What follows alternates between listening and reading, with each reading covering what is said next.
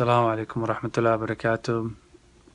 I was asked to talk about Imam Shafi'i and one of his statements. I'll make it brief. Imam Shafi'i's statements are, he has a lot of hikam and wisdom in his writings. Like if you look at Manaqib al-Bayhaqi or the biography of Ibn Hajar al-Asqalani or other books, Razi or some of the scholars came. But if you look at his statements, Shafi had a amazing quality when he wants to express something. So if I give you example, one of his statements that he mentioned, وَدَدْتَ النَّاسَ تَعَلَّمُوا هَذَا الْعِلْمِ وَلَمْ يَنْسُبُ إِلَيْهِ أو كما قال. He said, I wished people would learn this knowledge from me and they will never attribute it to me. Imagine if you're a doctor or any field and you spend all your life writing research and medicine or something like that. And at the end of the research, you said, you asked someone else to write his name on that research. Would you be able to do something like that? That's very difficult. That shows you how sincere he was to Allah subhanahu wa ta'ala.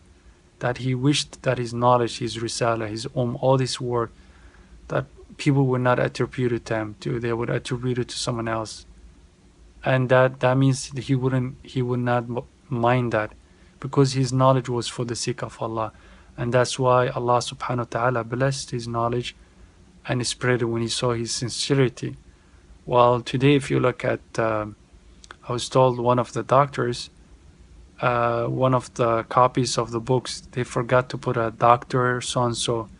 And he asked the publishers to stop the print of that book if they don't write doctor. So no wonder why no one knows their works, because the lack of sincerity. So Imam Shafi'i's sincerity was one of the things that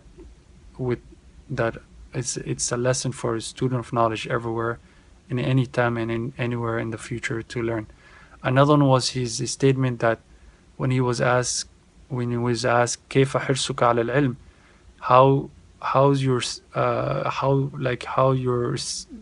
when you seek knowledge, how do you seek the knowledge, كيف حرصك عليه? And he said, the way I seek knowledge is like if a woman lost her only child, and she's looking for that child, that's how I seek knowledge, he said. If a woman lost her child, she would do anything. She would go everywhere, anywhere in the world to find that child. And that's how Imam Shafi was seeking knowledge. And that statement shows you the expression and that he actually described it at the maximum of expressing something. And that's one thing unique about Imam Shafi.